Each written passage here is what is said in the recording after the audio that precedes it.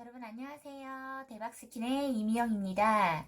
제가 오늘은 여러분에게 저의 사업에 대한 노하우를 공개하는 세 번째 시간인데요. 제가 지난 시간에 잠깐 저의 총 매출을 공개를 했는데 오늘은 그러면 어떤 상품을 팔면 좋을까? 내가 판매하는 상품이 얼마나 남을 수 있을까에 대해서 궁금해 하시는 분들이 있으셔서 그 부분에 대해서 말씀을 드리려고 합니다. 저는 화장품 쇼핑몰을 하고 있기 때문에 화장품에 대한 기준으로 여러분들에게 제가 판매하고 있는 사이트들의 수수료를 좀 공유할까 하는데요. 물론 수수료가 얼마인지를 찾아보는 건 어렵진 않지만 처음 시작하는 분들은 수수료가 얼마인지 또한 내가 이 상품을 팔았을 때 얼마의 마진을 남기면서 팔아야 되는지를 잘 모르고 시작하셔서 버는 것보다 손해를 보는 게 더 많은 경우가 있습니다. 저도 처음에는 마진율이 정말 높은 상품들을 판매를 했었는데요. 판매를 하다 보니까 경쟁자들도 너무너무 많고 그렇다고 해서 잘 팔리는 상품을 판매하지 않을 수도 없어서 마진이 거의 없는 상품을 판매하는 경우도 있고 요즘 같은 코로나에는 경쟁을 하는 업체들이 정말 많아요. 저처럼 쇼핑몰을 하시는 분들이 많기 때문에 정말 적은 마진, 최저 마진을 생각하면서 판매를 하시는 분들도 꽤 있습니다. 저 또한 잘 팔리는 상품 같은 경우에는 5%에서 10%의 마진을 생각하고 판매를 하는 경우도 있고 상품에 대한 마진이 거의 없는 경우에는 거꾸로 택배에 대한 마진으로 그 부분을 상쇄하는 경우도 있습니다. 택배에 대한 마진이 뭐냐 그러면 간단하게 설명을 하면 제가 상품을 판매할 때 고객에게 기본적으로 2,500원 정도의 배송비를 받습니다. 그런데 저는 택배회사하고 계약이 되어 있어요. 한 달에 거의 5,000개 정도의 택배가 나가고 있기 때문에 택배비가 2,500원보다는 좀 저렴하게 계약이 되어 있습니다. 그래서 고객한테 택배비를 받는 것보다 조금은 저렴한 가격에 택배가 나가고 있고요.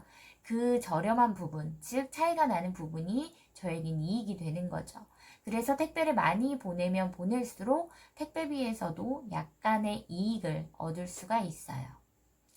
택배가 처음에는 저도 한 개, 두 개, 세 개일 때는 고객한테 받는 배송비보다 제가 내는 배송비가 더 많았었는데 택배의 개수가 늘어나면 늘어날수록 배송비가 줄어들더라고요. 그래서 저는 그 부분을 고객들에게 돌려드리기 위해서 무료 배송 상품을 조금씩 늘리고 있습니다. 자, 그러면 판매 사이트마다 판매하는 상품의 수수료가 조금씩 다른데 우선은 제가 판매하고 있는 사이트들을 예로 들어서 말씀을 드리면 저는 옥션, 지마켓, 11번가, 스토어팜, 인터파크 이렇게 5개의 오픈마켓에서 상품을 판매하고 있고요. 소셜 커머스라고 해서 쿠팡, 티몬, 위메프에서도 상품을 판매하고 있습니다. 각 사이트마다 수수료가 좀 달라요.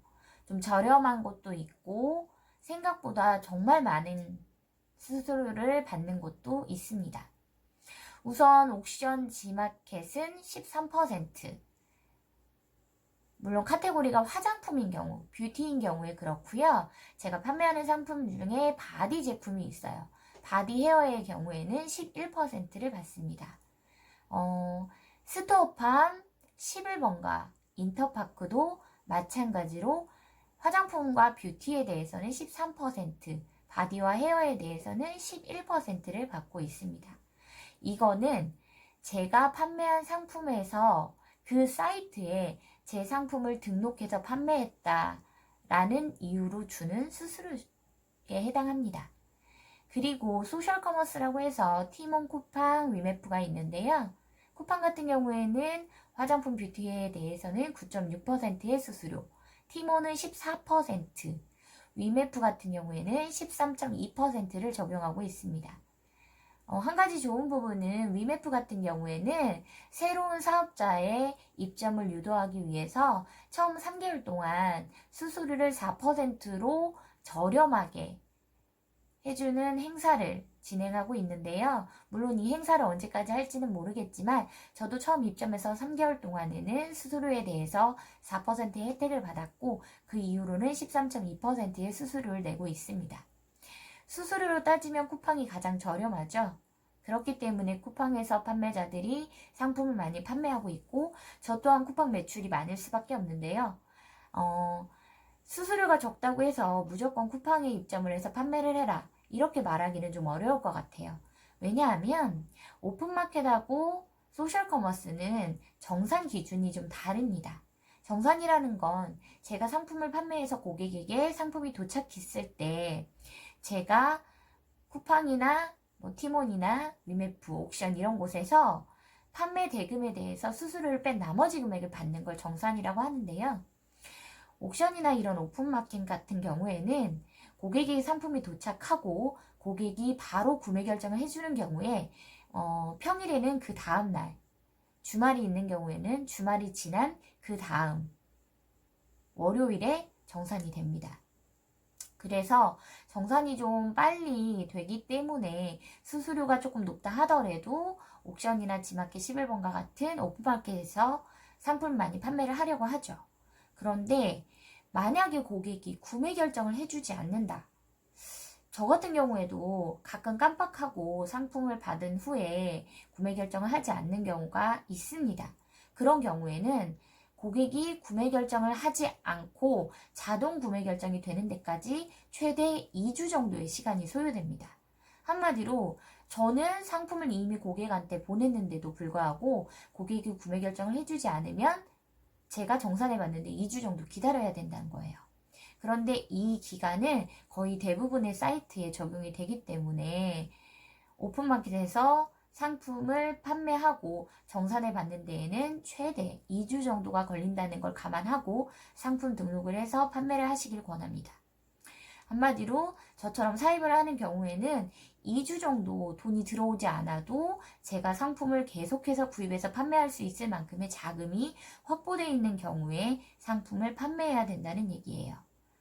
그리고 조금 더 정산 기준이 긴 경우가 소셜커머스인데요.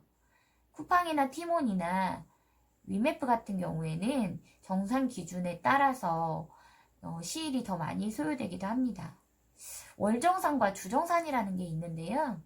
쿠팡 같은 경우에는 판매 대금의 70%를 주정산으로 해서 일주일에 한 번 정해진 날짜에 정산금을 입금해 줍니다. 그럼 나머지 30%는 언제 주냐고요? 매 주마다 정산하지 않은 금액의 30%를 다음 달 정해진 첫 번째 월 정산일에 한꺼번에 정산을 해줍니다. 예를 들면 오늘 제가 10,000원짜리 상품을 팔았어요. 그러면 수수료 9.6%를 빼고 나머지 금액을 정산해줘야 되는데 그 금액의 70%는 일주일에 한 번, 그러니까 판매를 하고 어느 정도의 기간이 지난 다음 주 정산으로 해주고요. 30%는 다음 달 정해진 날짜에 정산을 해준다는 얘기예요. 물론 티몬도 마찬가지인데요. 티몬 같은 경우에는 제가 판매를 좀 많이 하고 있지만 가장 힘든 정산을 받는 곳입니다. 이곳은 월정산이라고 해서 한 달에 한 번 몽땅 정산금을 주게 되는데요. 제가 오늘 판매를 하면 다음 달, 그 다음 달 1일에서 4일 사이 정산금을 한꺼번에 받게 됩니다. 한마디로 제가 판매한 상품, 즉 지금이 1월이니까요. 1월 1일부터 1월 30일까지 판매한 상품의 정산금은 2월이 아니라 3월 첫째 주에 정산을 받게 되는 거죠. 그래서 거의 2달 정도 시간이 소요된다고 보시면 됩니다. 그 다음 위메프 같은 경우에는 이제 계약에 따라서 좀 다르긴 한데요. 주정산으로 계약하느냐 월정산으로 계약하느냐에 따라서 다르게 되는데 주정산으로 계약을 하면 쿠팡같이 일주일에 한 번 정산을 해주고요. 월정산으로 계약을 하게 되면 티몬과 같이 한 달에 한 번 정산을 해줍니다. 저는 월정산으로 계약이 되어 있기 때문에 한 달에 한 번 매월 첫째 주에 정산을 받고 있습니다. 이 정산 부분을 잘 확인하지 않고 상품을 판매하게 되면 작은 부분에서 정말 큰 압박을 받게 돼요. 특히나 저는 월 매출이 1억이 넘기 때문에 제가 판매를 하고도 받지 못하는 금액이 거의 1억 원 이상 된다라는 얘기거든요. 그 정도의 금액을 제가 감당할 수 있다면 사업을 할 수 있지만, 그렇지 않다면 처음부터 무리하게 상품을 많이 사입해서 판매하는 것은 권하지 않습니다. 수수료 부분은 확인할 수 있는 부분이 정산 내역에 나와 있는데요. 구매 결정이 끝난 경우에 이 정산이 적용이 되는 거고요. 쿠팡이나 이런 부분에도 구매 결정이 바로 되지 않는 경우에는 마찬가지로 어느 정도 기간을 두고 정산이 진행이 됩니다. 처음에 사업을 할 때 정산금을 잘 확인하는 게 정말 중요한데요. 제가 이 정산금을 강조하는 이유가 하나 있습니다. 저의 경험담인데, 제가 한 4년 전에 지금 소유하고 있는 건물을 구입할 때 돈이 하나도 없어서 건물을 어떻게 사야 될지 고민을 했던 적이 있어요. 그런데 그때 정말 기적과 같은 돈이 생겼습니다. 제가 지마켓에서 판매를 하고 있는 상품의 정산금을 무려 3년 동안 받지 못했었는데요.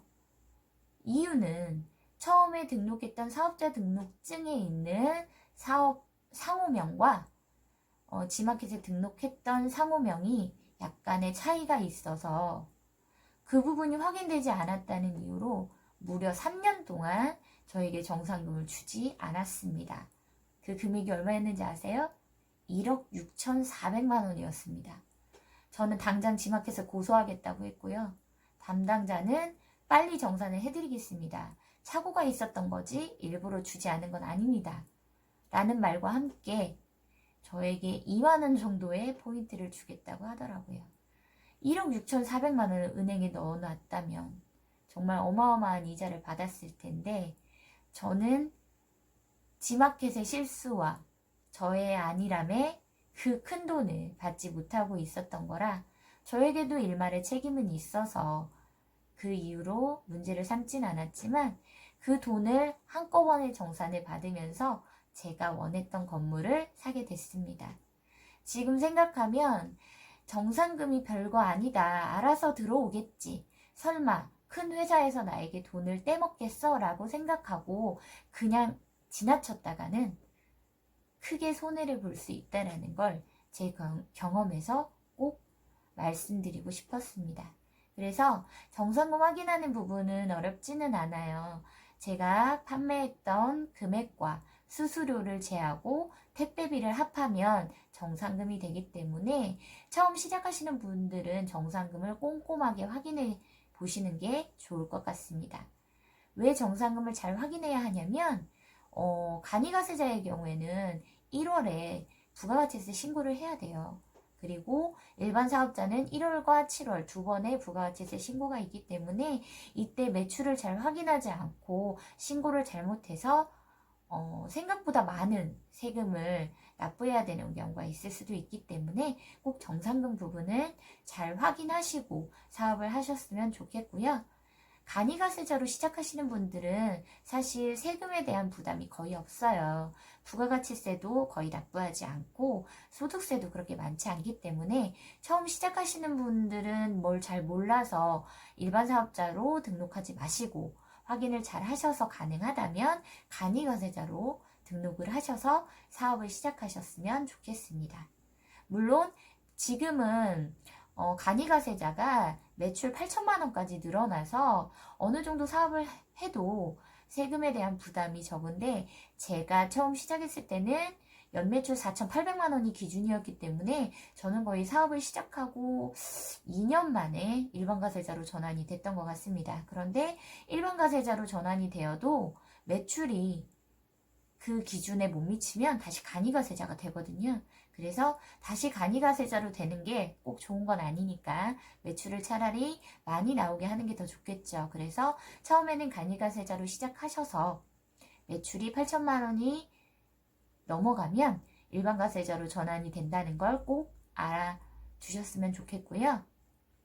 간이가세자는 세율이 1000분의 1이에요. 매출의 1000분의 1이기 때문에 거의 세금이 많이 나오지 않는데 일반 가세자는 매출의 10%를 내야 되기 때문에 세금 부담이 클 수 있어서 매출과 매입을 잘 맞추셔야 됩니다.